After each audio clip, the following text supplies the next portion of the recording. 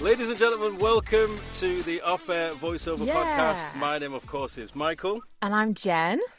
And this is the final episode of Season 3. I can't believe it. We've made it.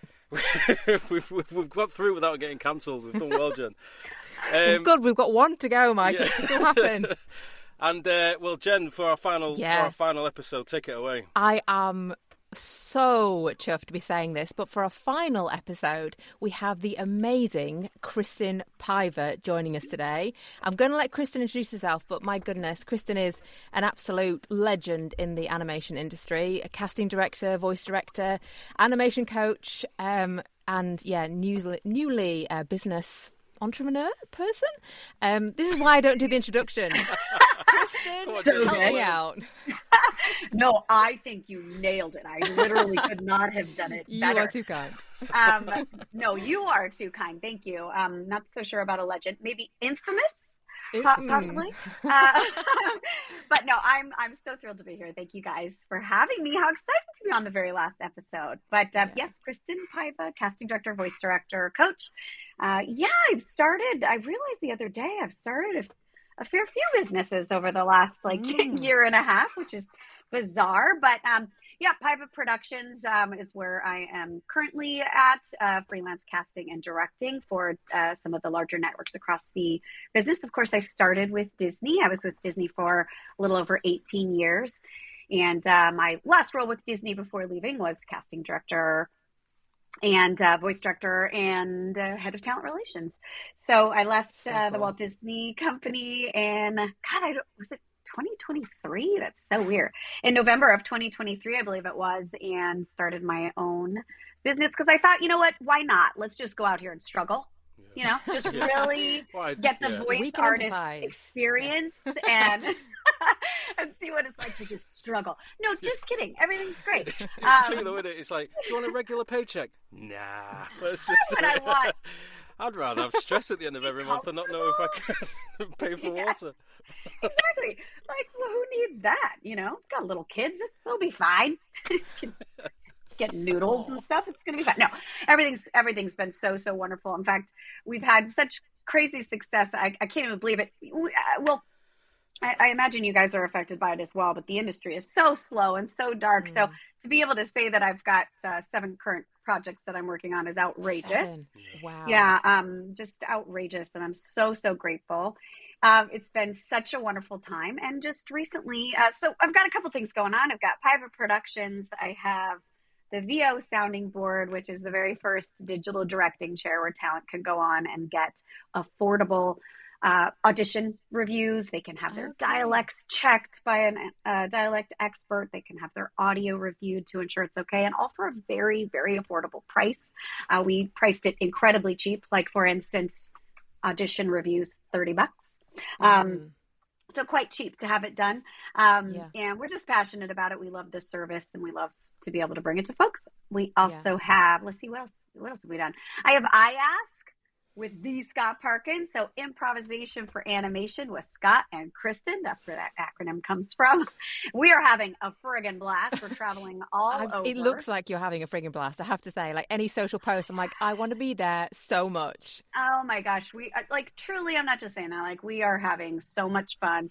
And we really started something that just doesn't exist in the space at present, where we have 2 genres that we're working into, both improv and animation, and we combined the 2. Yeah.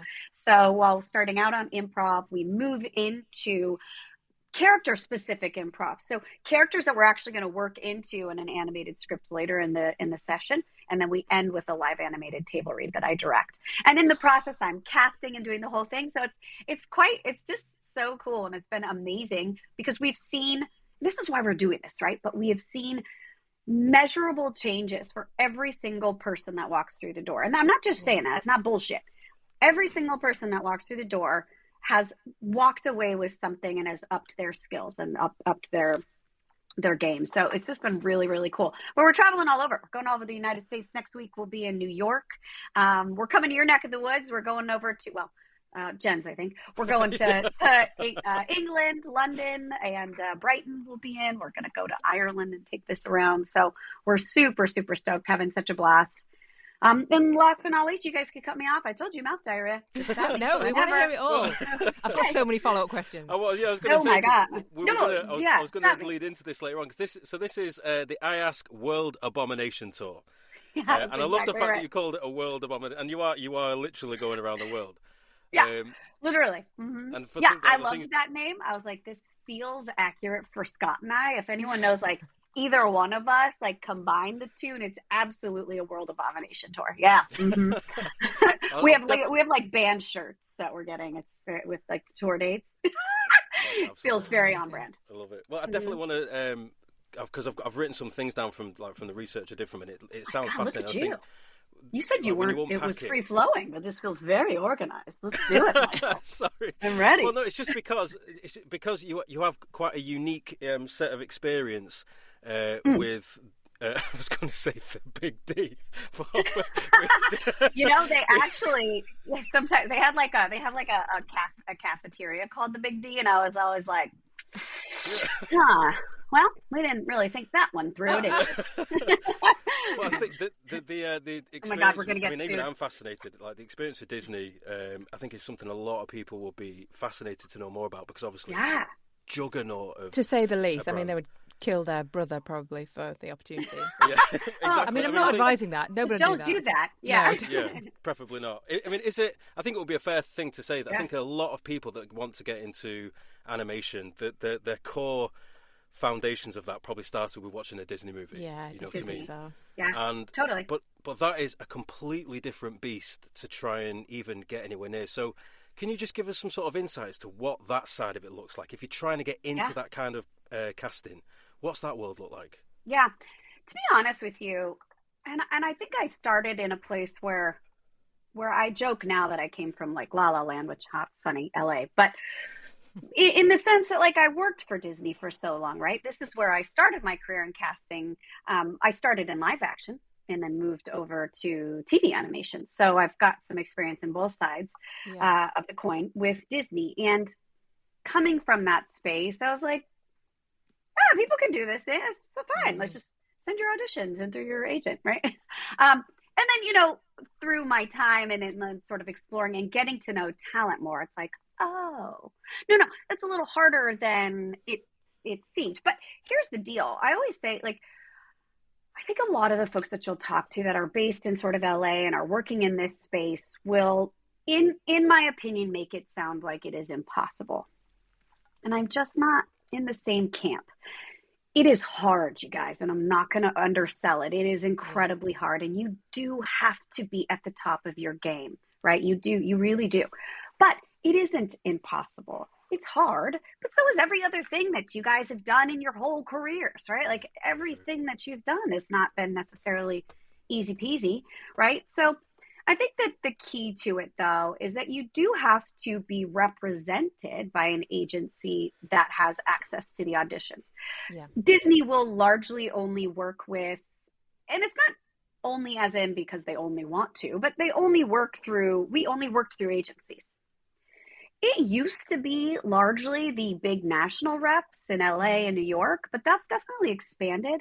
And there are regional reps around the United States that are getting the Disney stuff. So it is more honestly about your representation. The reality of any of the larger networks is that you are most likely not going to find any of their auditions on like a pay to play site or a lot of folks are finding things on Discord or on social media channels. You're not going to find anything, nothing legit on social channels or anything of the like. You're going to get those through agencies. So it would be more about just making sure that you are operating at the top of your game, which I always say, set a strong foundation for yourself of coaching and training. You have to. Mm-hmm. Without a strong foundation, your house will fall. Once you have a strong basis and you're ready to step into that world, then it's about securing a representation and making sure that they are getting the auditions from the place that you're passionate about, whether that's Disney, Nickelodeon, Warner Brothers, or whatever.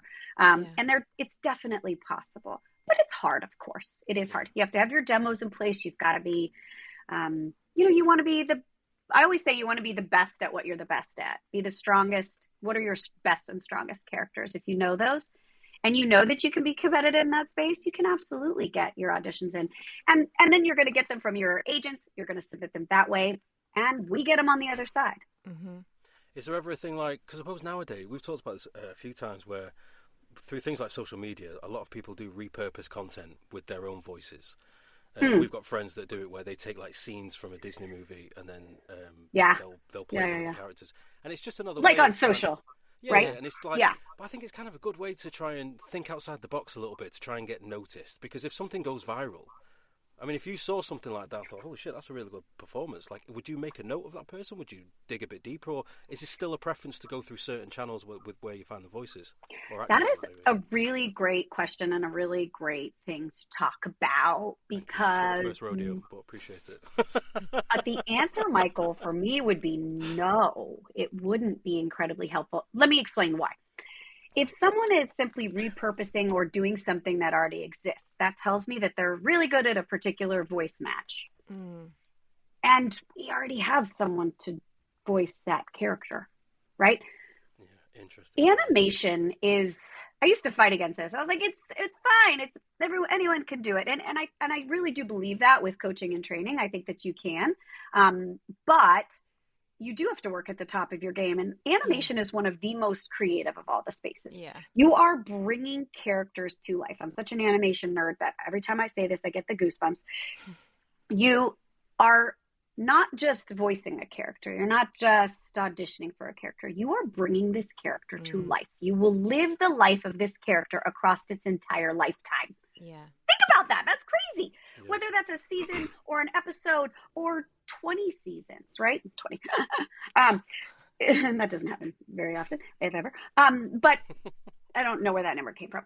Either way, you're bringing a character to life, right? So like, it has to feel real. We have to connect with it and love it and whatever. And a voice match doesn't tell me that you're going to do that. A voice match tells me that you're really good at impersonating someone else.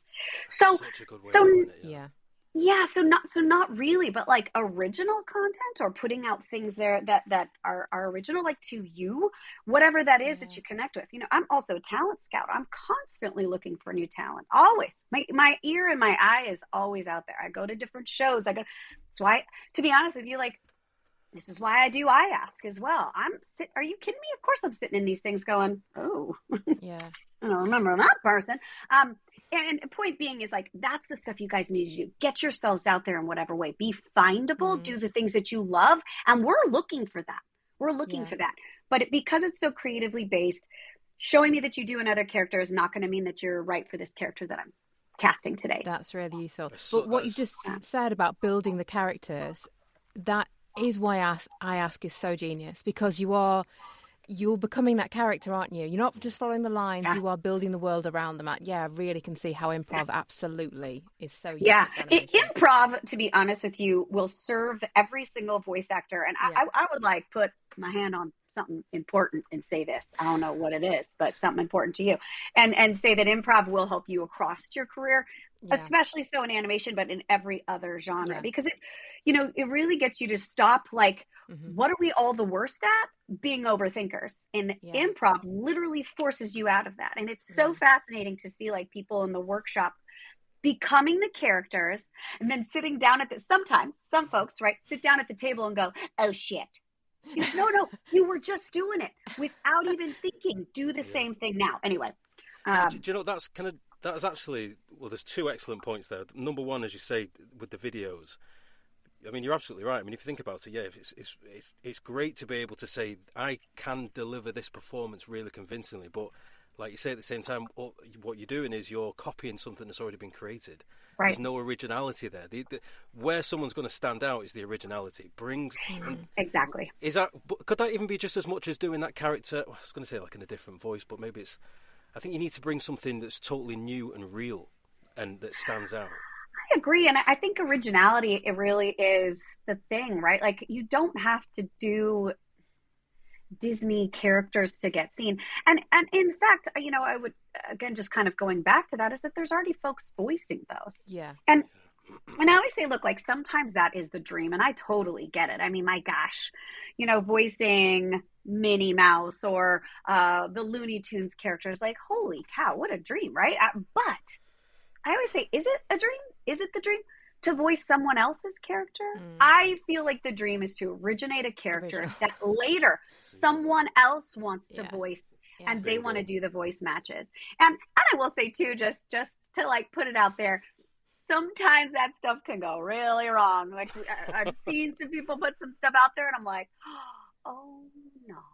I've had a gentleman that I worked with in a workshop that had, sorry, gardeners. I don't know if you can hear them. They're right outside the window. The noise cancellation is doing an excellent job. Okay, great. Well, I mean, they're right there. I could touch his head.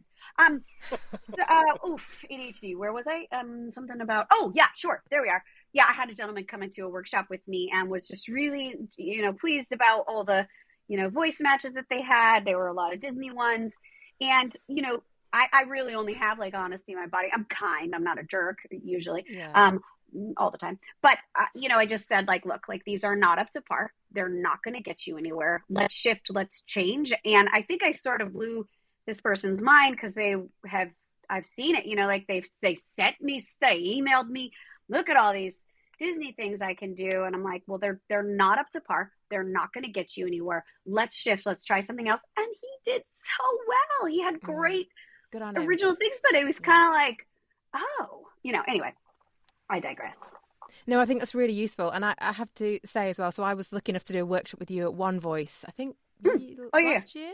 Anyway, sure. Irrelevant. And you are very honest, but in like a really good way. So constructive. And I think everybody in that room, again, developed their skills within that 3 hours. I think everybody made an improvement. So it's what we need, isn't it? It's not helpful at all. Someone being like, oh yeah, you're great. You're like, okay, but how do I get better? To be honest with you, I think that's super damaging, quite frankly. And I don't do these things just to take people's money. I do these things because I want to be helpful. And I know that if I just say, great job, that's just harmful. It is not helpful. Sometimes the answer is that you're doing a great job, but I can always find things that can help like, punch up what you're doing. You know what I mean? But it's like if you watch, remember like X Factor, or in America's Got Talent or Britain's Got Talent, you get some of the people that come out in the early stages and like, I've always wanted to be a singer. I think everyone says I sound like Mariah Carey, and they sound like a cat being strangled to death. And you think, who has led you down this path? Oh no, because I hate those. It doesn't sound like Mariah Carey by a long shot. And I think it's that thing it's encouragement but I think sometimes the truth has to come into it at some point because.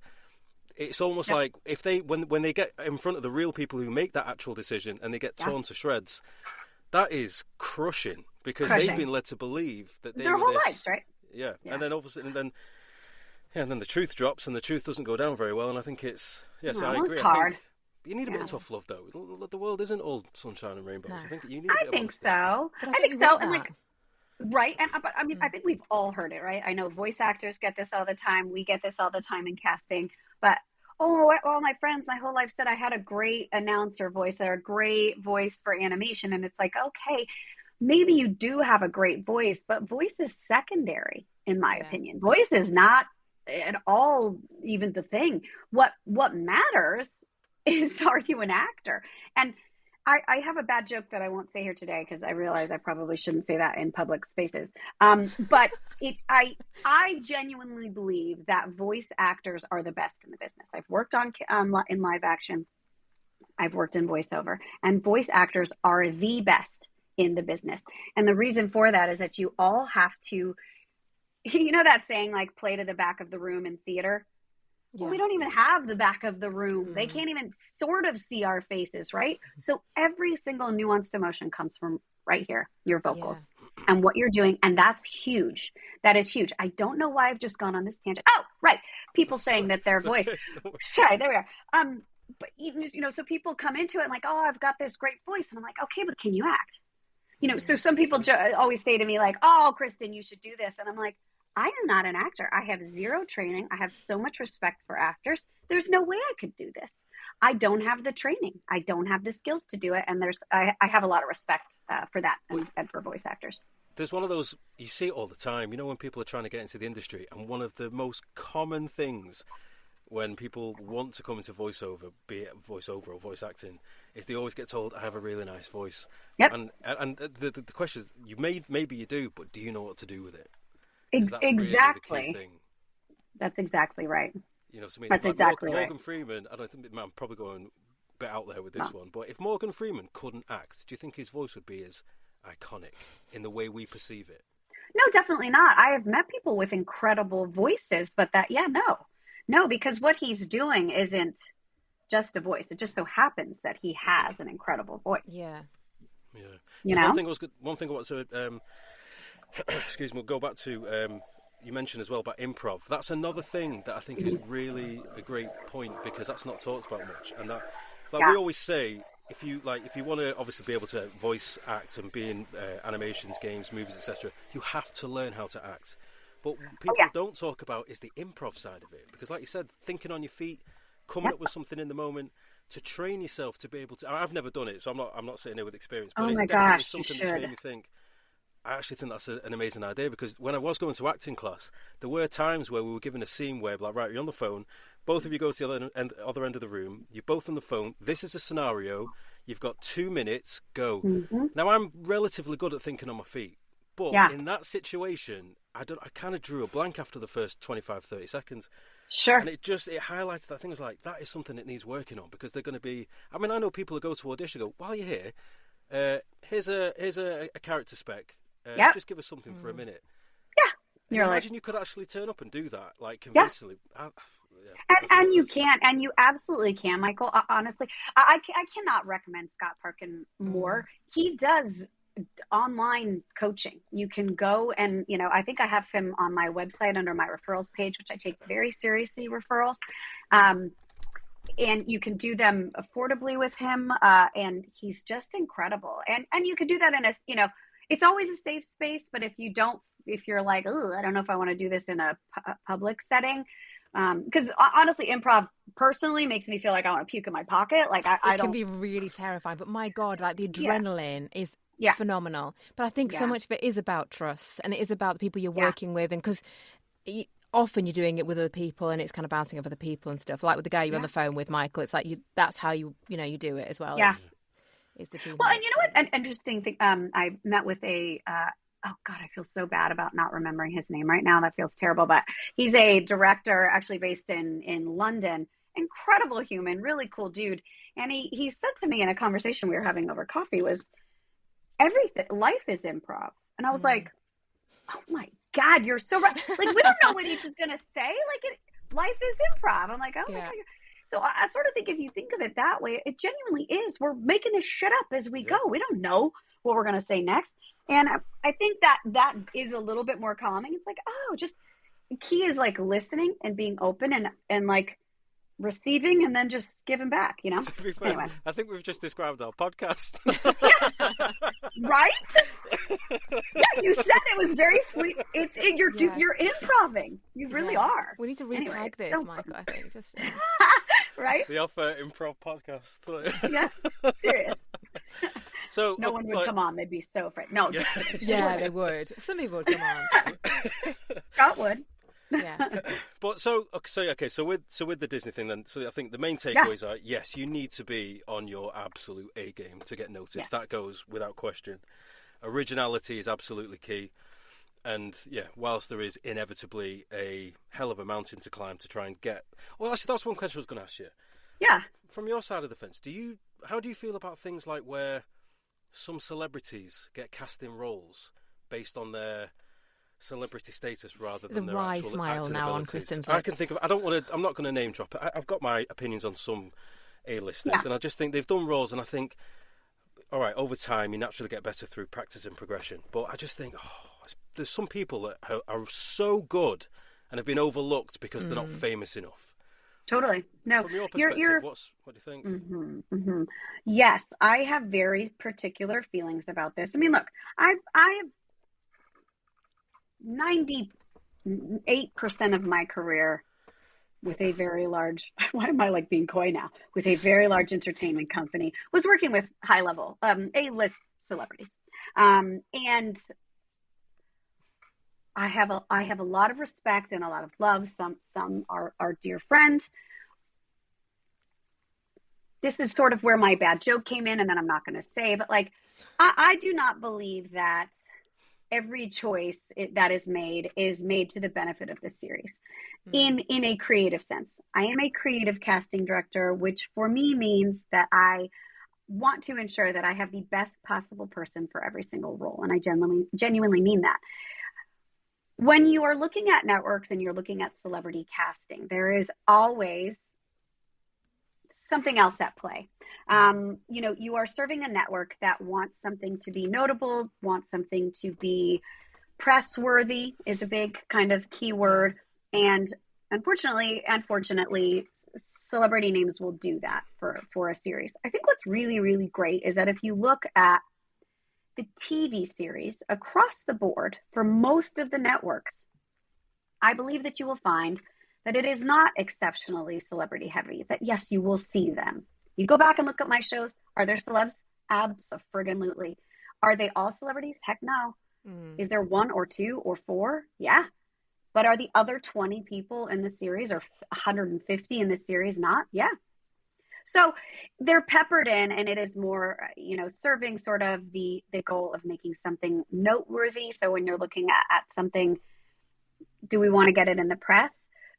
Look, this is kind of the tough side of the business. Yeah. I'm not with it, but like that press is going to be interested if you have a name, right? And not just press. I think people people are drawn to celebrities, aren't they? So are they more likely to watch it? More eyes on the show? Are they always the best? No, but sometimes it's helpful. It's a business decision. It's not a creative decision, and that's the. Agreed. It is. I mean, look at I'm not going to name them, but look at some of the big casting recently within the last couple of years that has happened for some iconic characters. It's like, well, this is entirely off. But that's not why that person was cast. And that, in my opinion, is not the right way to go. It should be creatively based. I have a feature that I have cast, and I have celebrities in it. But guess what? I pushed so hard to ensure that the celebrities we cast were right for the roles. Because I will say there were decisions being made that were willy-nilly, and these names that were getting, this happens a lot as a casting director, but the names that get tossed at you are like, what in the world? Like literally like, oh, it's either Kristin Paiva or Scott Parkin for this role. And it's like, well, those are two very different humans. Not saying we're celebrities. But you know what I mean? Like I mean, the way that they're off. And so that's when oh, okay, we're serving a purpose here, but creatively speaking, I don't think it's always the best choice. And I just think, be encouraged by the fact that in TV animation across the board, it is not largely celebrity. You will see celebrity, but we call it something, we call it stunt casting, which is really, it's a stunted role, whether it's one here, one there, right? It's not everything. Where you're going to see a little bit more of a barrier there is when it comes to features across the board. Those are very heavily celebrity. And you said it, Jen. I mean, I suppose that there's something for the adults that go, "Ooh, I want to go see that." But look, I have a 4-year-old and a 2-year-old at home. Yeah. They do not know who Brad Pitt is or whatever. They do not. You know what I mean? They don't, and are they their don't parents care. more likely to take them if Brad Pitt's in it? know. I don't know. I mean, I'd find animation. I can't actually see don't them. care. It's one of the ones that I still was quite surprised at. Now, I like this person a lot as for all the roles he does, but from a voice casting, Ryan Reynolds as Pikachu still is one that I can't just when the words come out of the character's mouth. I've not seen him. I do love Ryan Reynolds. For me, I just don't see the fit at all. Well, maybe that's because Ryan's done so many other roles which have matched really well. This one to me was just like, where's that come from? But again, it's Ryan Reynolds. I don't know. I think it comes from it's Ryan Reynolds. That's what I mean. It's again, it's you know what I mean? We know it's going to get millions and millions. But it's also like been tested. Like he is funny, and animation largely needs to be funny, doesn't it? So you're like Ryan Reynolds, it's going to be funny. Yeah. So totally, it's kind of like we've already tested him out. Comedy's king. Yeah, comedy is absolutely king, and largely in this space. Yeah. Is there anything from is there anything that you feel? Because I want to talk a bit more about the schools that you have and the classes and stuff, but. Yeah. What was like?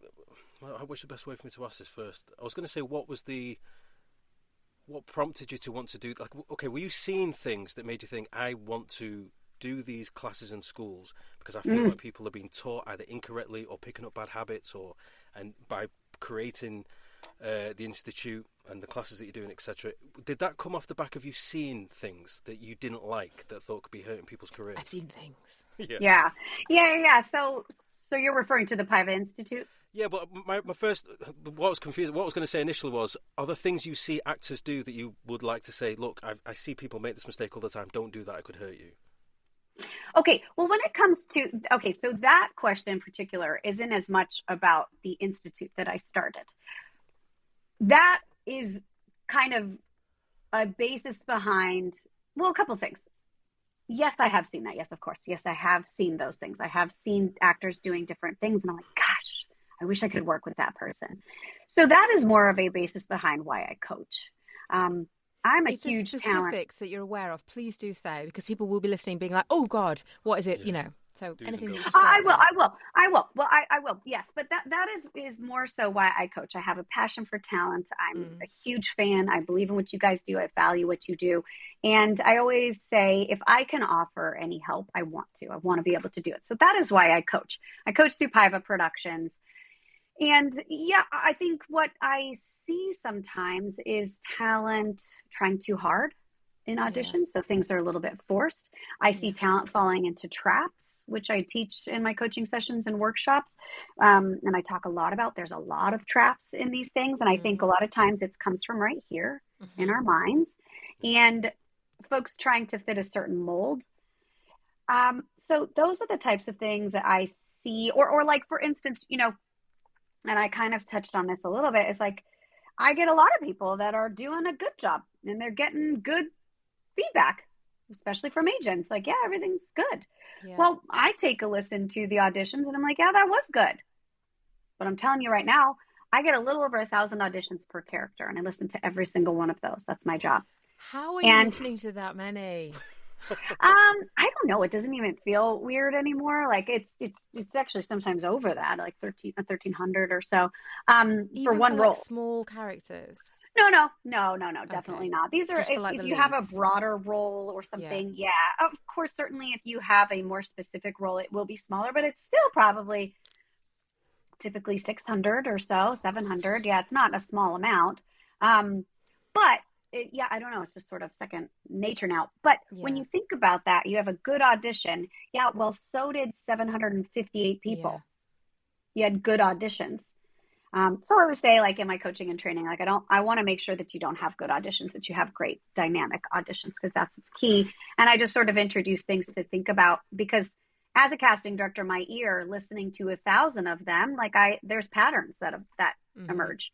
And I like to point those out and kind of say it is harder. It's harder to specify here because I need a piece of copy in front of me and have someone read it and go, there it is. That's the It's not making the obvious choice. It's And I think we all, even if you think, oh yeah, this is how I'm going to do it, and then you hear other people in a class saying, you're like, oh, they've had the same interpretation. Like, how can I do it differently, or add a breath here, or ignore this bit of punctuation, or they say colour out the side of the lines, don't they? How do you?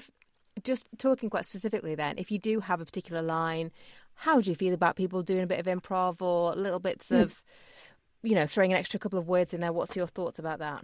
Yeah, improv is absolutely largely open. I mean, listen, there's no black and white in this industry, and I could never speak for everyone else in the business. But in general, in general in animation, it is pretty accepted that you are able to toss in some improv in your original auditions. There is some pretty specific keys to improv, though, and things that you really want to look out for. The 3 keys of improv, I always say. One is improv really needs to be short and succinct. I refer to them as little buttons or little zingers. Get in and get out. Okay. I've had some folks come in with some really funny stuff and then go on for an hour and a half, and I'm like, well, that's not funny at all. So buttons and zingers, there's already fun stuff in these scripts. You've got to learn to punch that up first and then allow your improv to just be something that just nails that point home, right? So little buttons, little zingers. It must add to the scene. Like, I'm telling you, that sounds like common sense, but I've definitely had someone read a line like, hello, how are you doing today? Blue frog.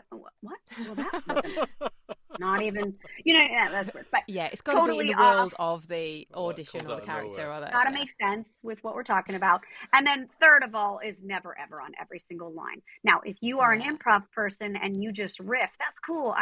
That's great. I always say do that. Do that in your audition when you're recording it, but then go back and pick your faves and cut out the rest, because what that can do, unfortunately, on the other end, it can feel like overreaching. It can feel like trying too hard, and it can almost feel the tiniest bit arrogant. There's already funny stuff there. You're not going to offend me because I didn't write it, but you could offend the writers that put all these great jokes in there, and you added all your own.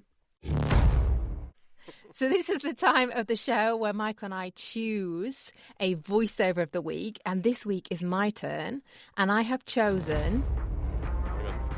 Oh, sorry. I've got to do it. Hold on one sec. Voiceover of the week. Committed to that. I committed to that. Okay, so my voiceover of the week this week is the wonderful Kate Nealon. Hey, woohoo! well, okay.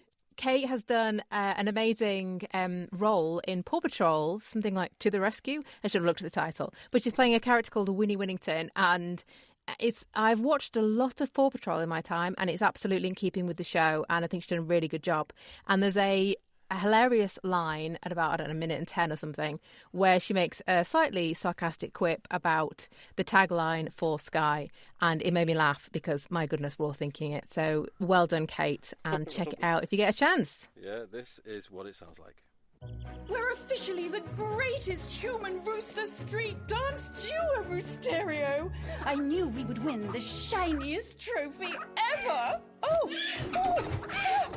get your claws off my trophy. You'll scratch it. No, not my Roosterio. This pup's gotta fly. Do you say that every time?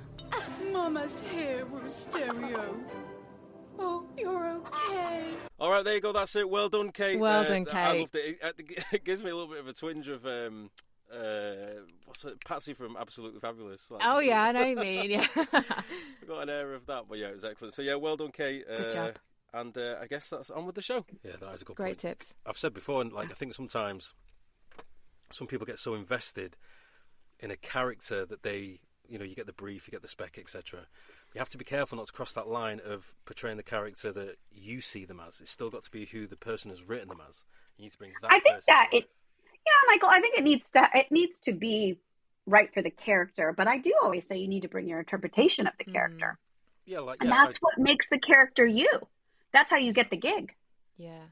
But you can't go off, and it can't be a creepy young girl and you make her a princess or something, like a fancy princess. I don't know. And I think we get so desperate to stand out and to like make, shine that we do, we generally people put those things in so they can stand out. And we had one person come on say, who's talking about video games, somebody literally screamed at the start of their audition just to kind of wake up the casting directors, and you're like, oh no, because it was not part of the scene, it was just it wasn't in keeping either. So that was like straight in the bin because it's not helpful. Straight in the bin. Yeah. No. Yeah. There are ways to stand out, and they're so much easier. And like I say, I'm so sorry for not having a specific, because I do teach about it, but it is more about, let's look at this scene and what could be right for it. I think one of the keys though that you can sort of take is ignore the punctuation, ignore the cap locks, ignore the exclamation points, because I think we all have a preconceived notion about what that means. Oh, this is cap locks, I should scream. No, not really. I always say the writers only have so many ways to convey that they want a line or a word emphasized in some way. Cap locks, italicized, bold, exclamation point, right? But that can mean different things. Just because it's cap locks doesn't mean you have to scream it. Just because there's an exclamation point doesn't mean it has to be excessively loud or over the top. It could, but it doesn't mean that it has to. Yeah, well, I think one of the last ones people we had on who cast as well, they said that because of the volume of auditions they get, they're almost at a point where they're looking for reasons not to carry on listening. So like common mistakes people make, it could even be like mislabeling files or slating when they've asked you not to slate, things like that. So it really is just like I said before, bring your A game, but it's read what you've got to do. Bring something slightly quirky to it, or unique at least, that can help you maybe stand out without going too off the beaten track. I think if you have a good sense of the character and you understand who the character is and you're enjoying yourself, you're going to bring an audition that could be competitive because you're making it your own. You're bringing your sense of the character and you're bringing it to life in a way that you enjoy. If you're enjoying it, we will likely enjoy it. I am not the type of casting director that will look for reasons to get rid of someone. That's horrible, in my opinion. Look, the way I see it is that part of your job is to put out auditions, and a massive part of my job is to listen to them. And, you know, I've definitely heard that where some people are like, well, it's mislabeled, I'm throwing it out.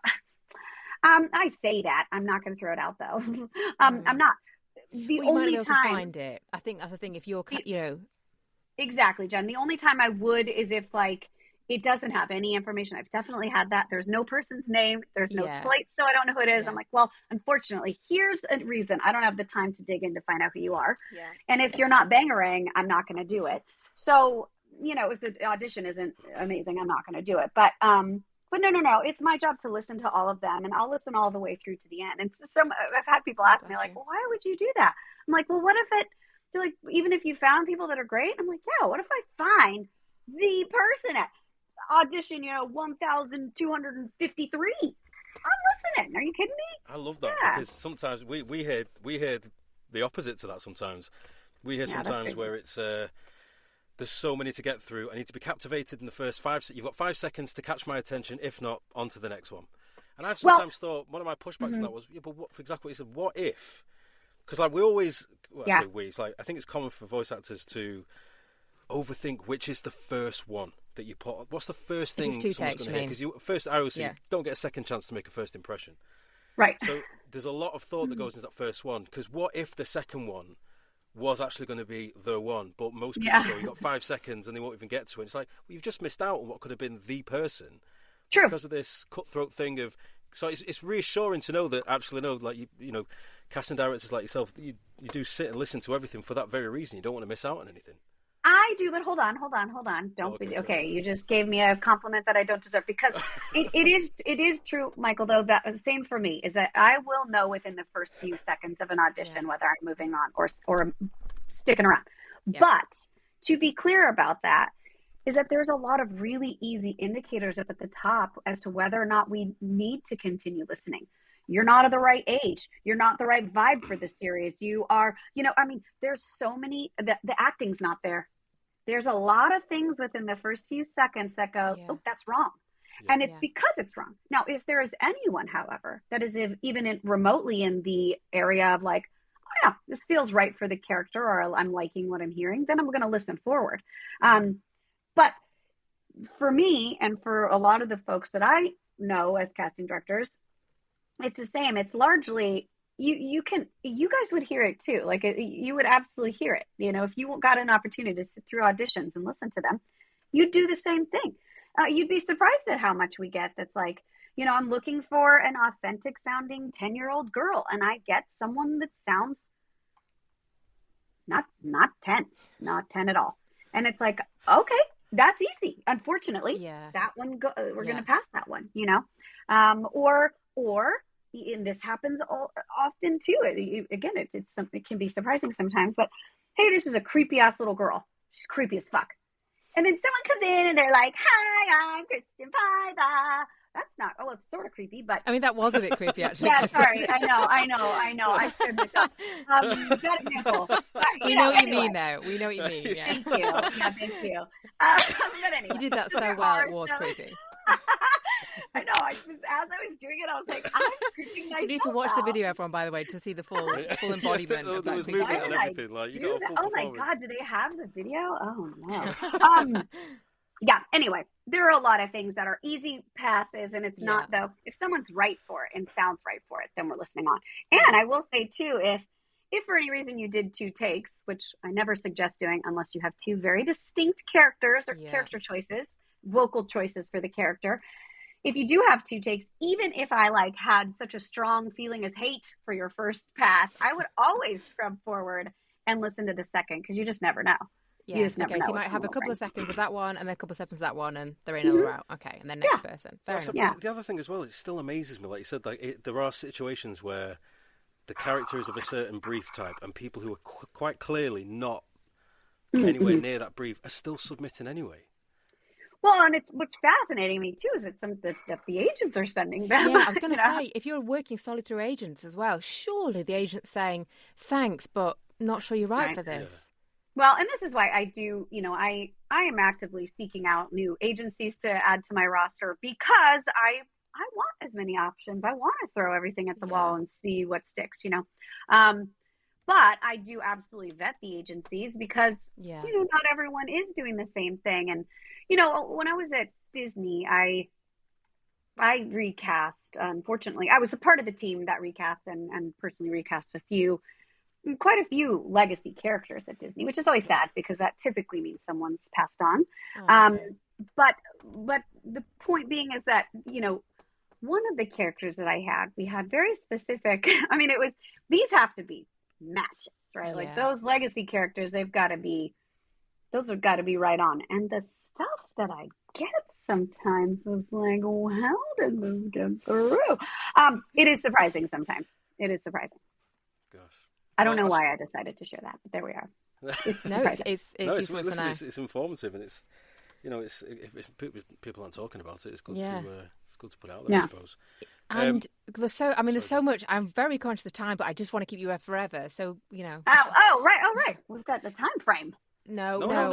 If you're happy to stay, we're happy to stay. I meant my mind is just like, oh my goodness, so many things to ask. And you've just started working for Paramount as a voice director. I have, yes. Unfortunately, I can't talk about it yet. But okay. I can say that I am. Yeah. Are you excited?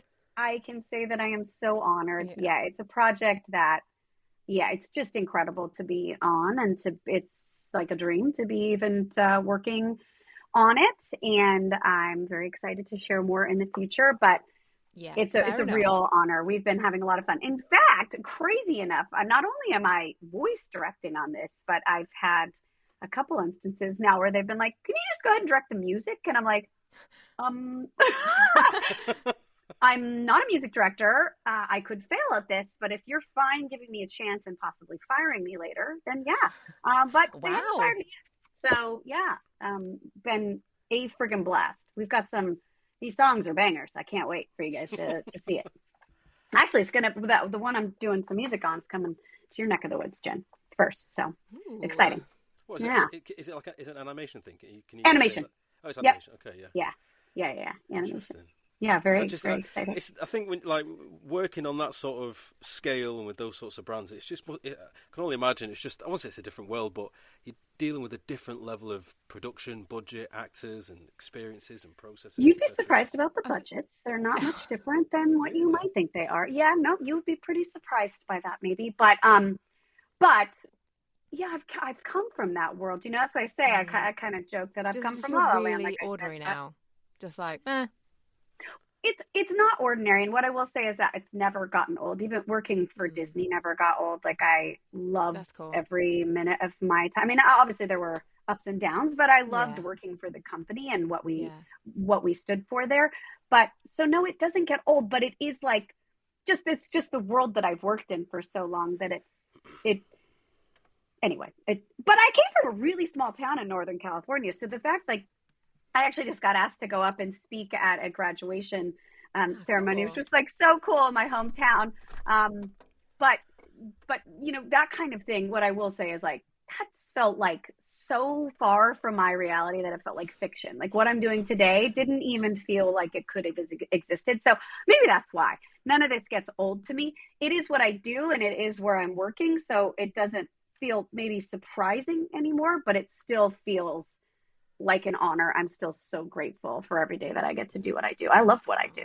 I gotta say, I know obviously, just only predominantly working on the this side of the mic. It's one of those jobs. I think I would love one day. I've said this, but I would love one day to get into the direction side of things. I love it. I just love it, and I can. Well, Michael. I see why people get fulfillment from it because it's something. My partner's a voiceover as well. We direct each other all the time. Yeah. And I just love it. I get phone calls off friends sometimes. Can you listen to this? What do you think? And I love it to pieces. So I just think what a great segue, Michael, Can you see where I'm going with this? into the Paiva Institute that I recently created. Yeah. Wow. Yeah. Well, to be fair, my segue was because we've talked so much about casting and your experience in the do's and don'ts. It then leads perfectly into the Paiva Institute, which is something that you've set up, which kind of encapsulates all of that and your experience, and then you giving back. So I won't say any more than that. I will let you do all the talking. Thank you. It was a beautiful intro to it. Thank you so much. Yeah, and I'm so excited to talk about it. I dreamed this up, probably about a year ago, literally, in an ADHD, fever night. I sat there while my children were sleeping and just thought, there's all this crazy stuff going on in the world. I'm like, how can I do more? Like, I don't feel like I'm doing enough. I want to help more. I want to do more. I want to, just show up for people even more. So I first thought up the Voice Forge, which is, so I have three pillars of the Paiva Institute, one of which is the Voice Forge. And that is my mentorship program for underrepresented voices in the industry. And we're having a time over here in the United States, as I'm sure you guys have maybe heard. And it's hard to watch. It's hard to see. And I am mixed. I'm very pale, and then I am also Hispanic. But I have had the benefit my whole life of tracking pale, right? So, but I understand, like my children are mixed race. And I just see, I know the struggles that people can go through. And anyway, I just wanted to show up for people as much as I could. So I dreamt up the Voice Forge, which is the, like I said, the mentorship program for underrepresented voices.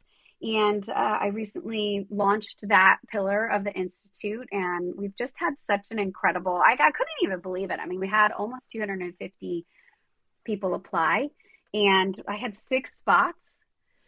We pulled out everyone's names and all descriptors because it's so funny. As a casting director, I'm really not influenced by your name. I could be your dear friend and love you more than life itself. I'm not going to cast you in a role if you're not right. It's just not going to happen. But I did feel I might be influenced by this because this is like the heart stuff, right? This is, that is too, but like, I don't know, this was we asked for their stories. We asked for where they've seen systematic barriers in the business, and that's hard. So, so I kind of wanted to strip out any identifying factors. We had a few folks, which I was so grateful for, come in and lend their help in voting and placing their votes for folks. But it was one of the hardest things I had to do was to narrow it down. Even I think I got it down to like 20, and I was like, help. I can't do it.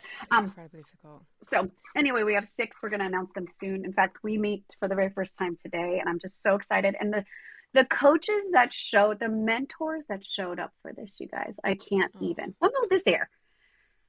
When will this air? A week on Tuesday. A week on Tuesday. Okay, great. So then this will go out about the time that I announce them. So I can say it. Tina Marasco, Dave Fenoy, Scott Parkin, Jim Frank, Stephanie Sheh, who is a dubbing casting director and director. She's incredible. Ference from SVV, one of the top national agencies in this space. Tom Antonellis, a dialect coach.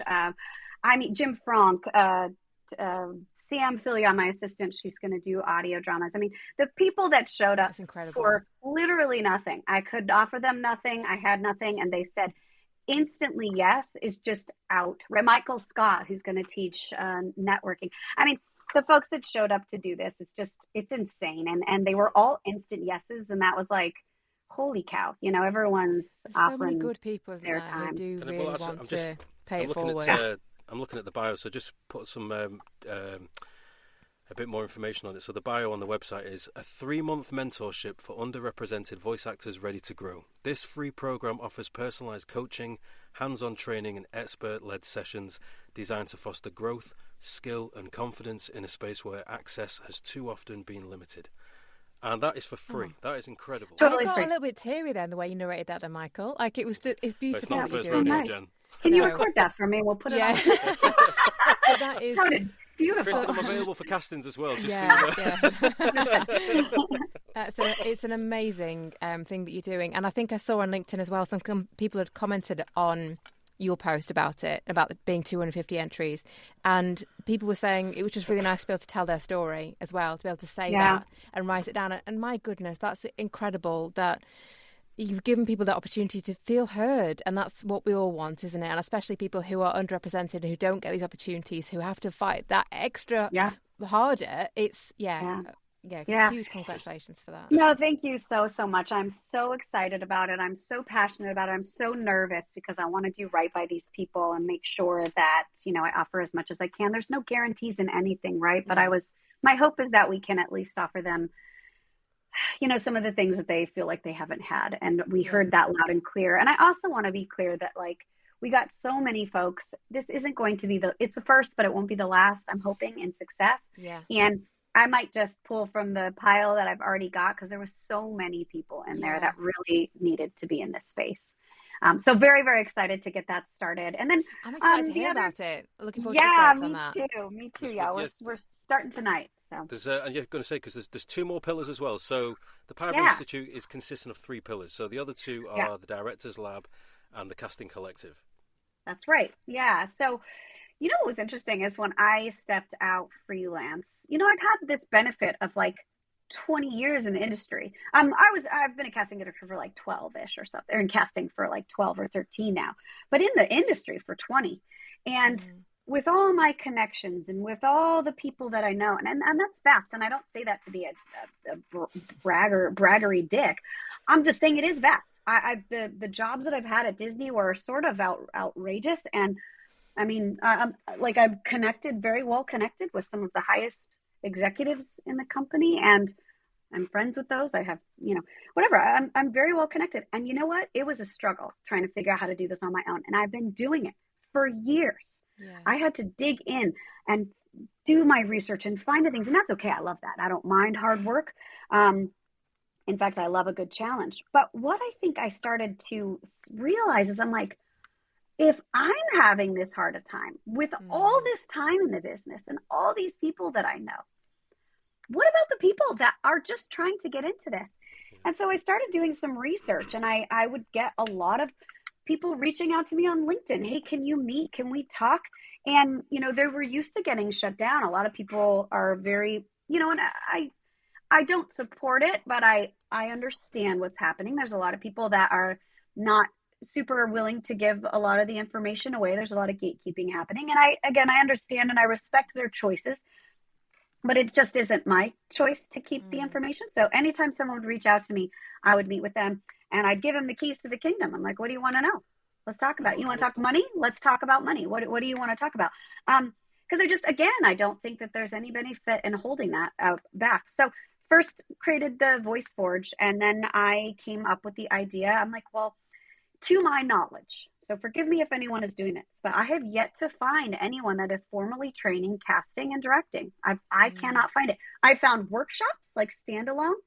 I found incredible people doing kind of one-offs, really great humans.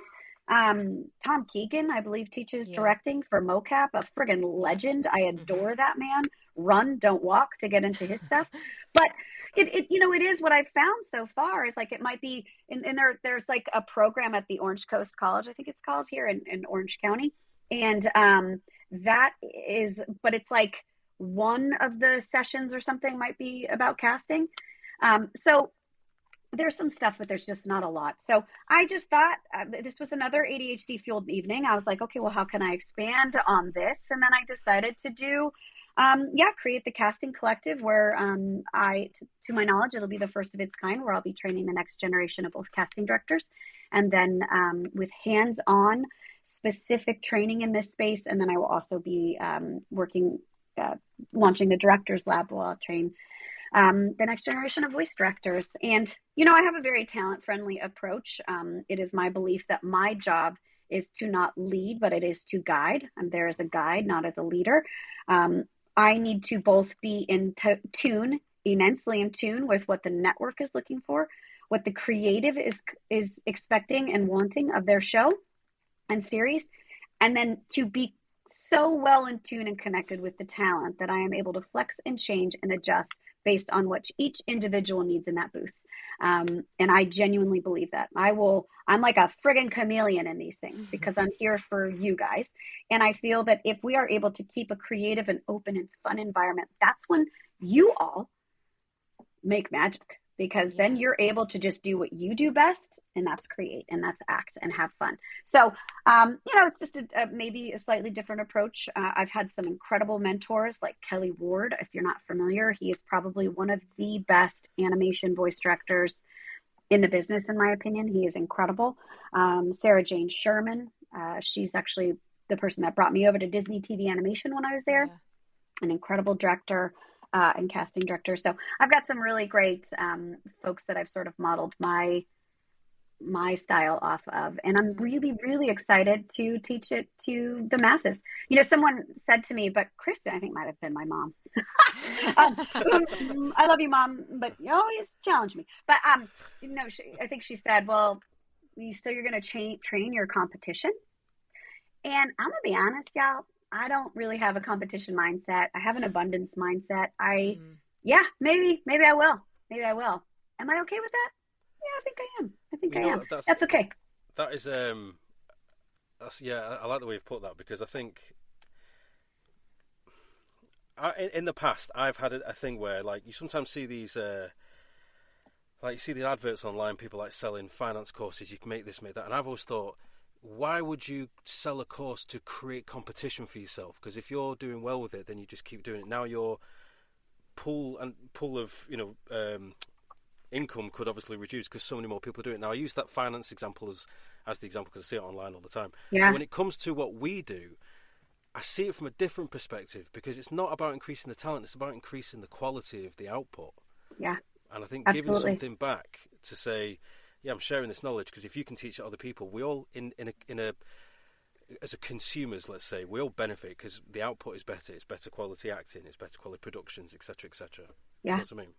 I think so. Yeah, when I first started in this space, there was sort of an idea that, hey, we train by, we throw you in the fire, and that's okay. That's okay. I did okay in the fire. I did just fine, but I just thought too, there's a better way.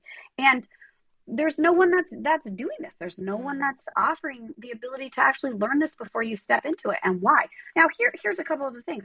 Again, I have an abundance mindset. I sort of manifest things. I'm okay. You know what? I think that it's a tough time in the industry. There's nothing that I can guarantee from this program. Not one thing. Not from any of my programs. I can't guarantee anything. I can guarantee outside of that I'll give you my best. I'll give you my all, and I'll teach you everything that I know. And I hope to set you up for success. But the industry's tough right now, isn't it? Yeah. So I think knowing that when you step into it is that there are no guarantees in this business. I don't think that I'm being naive when I say I do believe that the industry is going to come back really strong.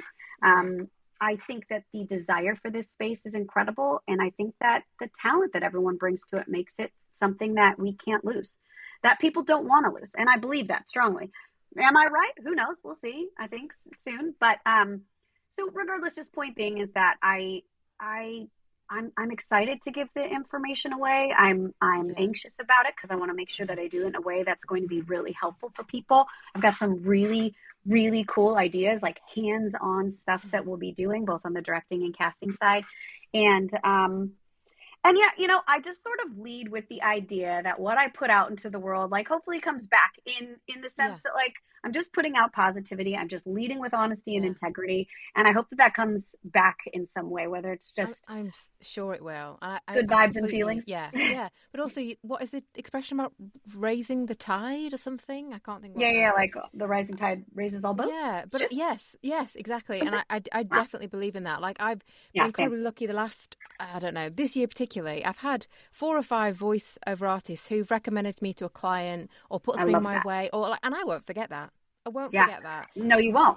I don't forget it either. When I know that someone's done that, you better believe I don't forget that, because that is rare for another voice actor to recommend another, and it's huge. How amazing. It's huge. Yeah. If you're not right for the role. Yeah, exactly. But they've done that. And I think the same for you. Like, you're giving out the information. They won't forget that. And you're opening a door that is very difficult for a lot of people to open. And I think they won't forget that. And also you think about you being worried about how it's going to go, and you can't guarantee success. You can only ever give the information. It's up to them then what they do with it. Right. And you're That's laying true. that out there, That's aren't you? And powerful. then That's true. it's on them. It's on them to make it happen. And like you're doing as much as you can. So Yeah. anyway, Thank got a bit you. impassioned No, there, that's true. sorry, but No, I it was really good. do It was believe good. Yeah, you're right.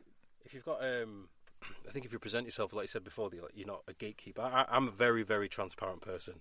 So I enjoy, I just think, like, there's no, like, I've got nothing to gain from, making things up or holding things back. And through all these episodes we've done, I've always had that that approach. And I think, like you said there about not being a gatekeeper, and if people ask me a question, I love it because I can relate to it. But I think why it works well is that because then when you do the stuff that you're doing, I can only imagine that people buy into it more because you already have bought into your honesty in the first place.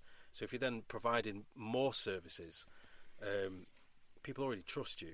That obviously they know what they're getting from you, and with all the extra stuff is going to be, Yeah. You can't oversell something, right? Like I could never do that, but like I say, I can build a program that I believe in and that I know is really strong. And yes, it's not going to be like super cheap. It's not going to be super expensive, I think. But regardless, I think what's kind of interesting about it is that if anyone even was like, I really think I want to do this. One of the things that I talked about in that graduation speech, and I know we're out of time here, but was simply that when I left like high school and everyone goes, oh, you have to know what you have to do. Like this, you figure out your life now. I was like, I don't know what the hell to do. I have no idea what's out there. Well, one of these things is casting being an option or directing being an option. This does at least allow people to learn it, sit in it for a while and see if it is even something. Like you might end up hating it or loving it, but there's really outside of just maybe getting an internship or something, which is only available if you've just graduated college or are graduating, right? Or you're well connected, your family got connections, which is right. unusual.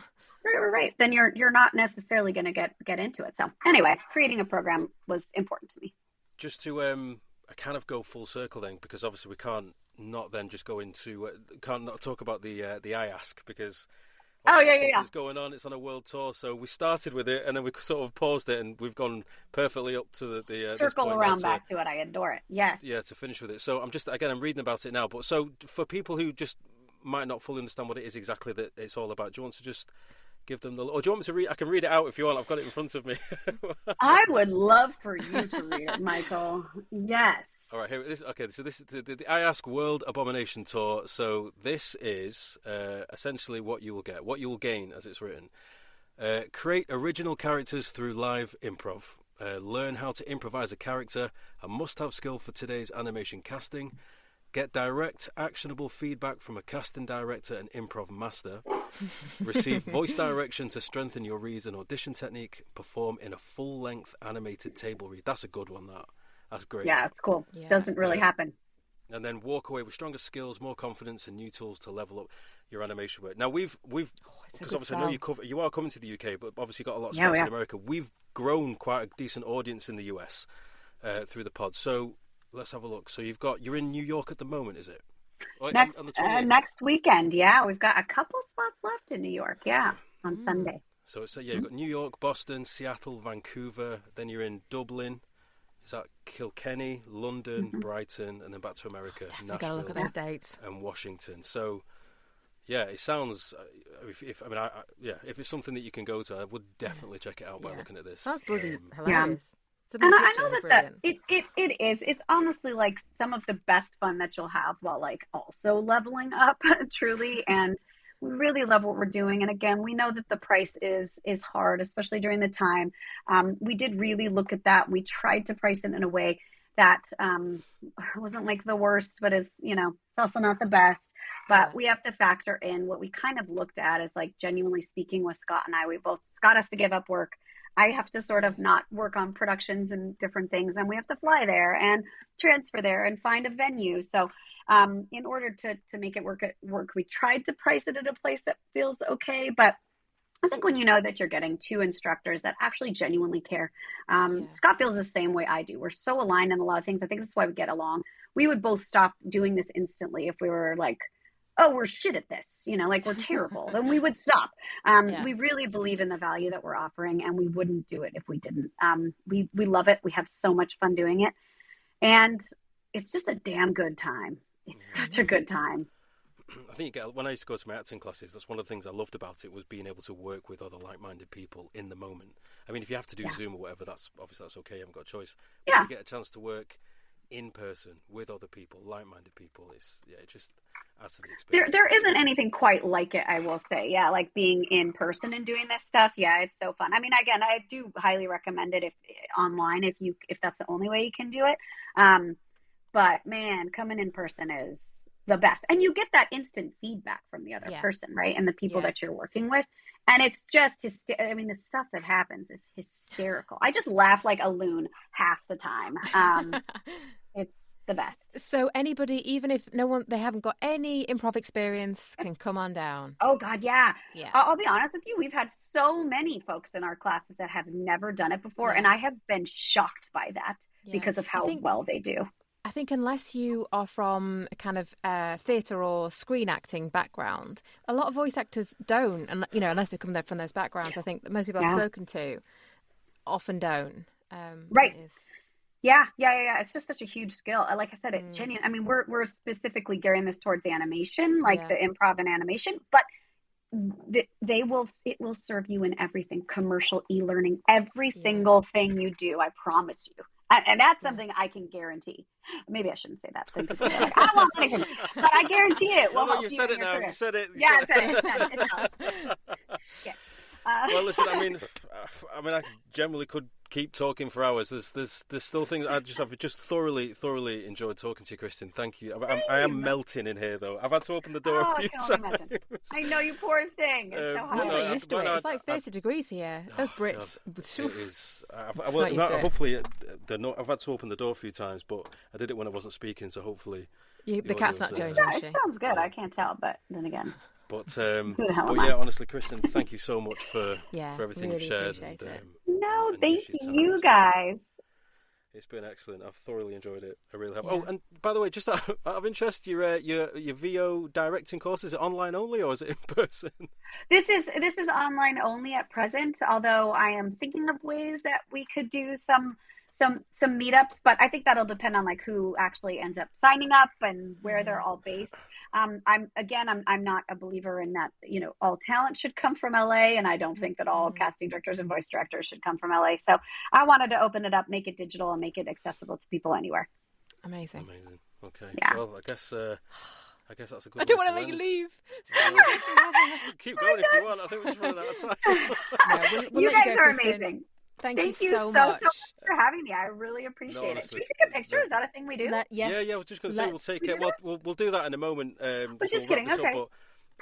For everyone listening, thanks so much for all your support during this third season. It's been incredible. There just aren't enough words in the dictionary to express how grateful we are for all the love and support. All the new listeners that have found us, the messages, the sharing online, everything. It genuinely means the world to us. And we will definitely be back for season 4. We just need to figure out what we're going to talk about. But yeah, sincerely, thank you so much for every one of you that comes along and listens and watches. Yeah, thank you. Is that it? I'm just smiling. We won't see you next week, but we'll see you again soon. Everyone take care. See you in a little while. Bye. Take care, folks. Bye-bye.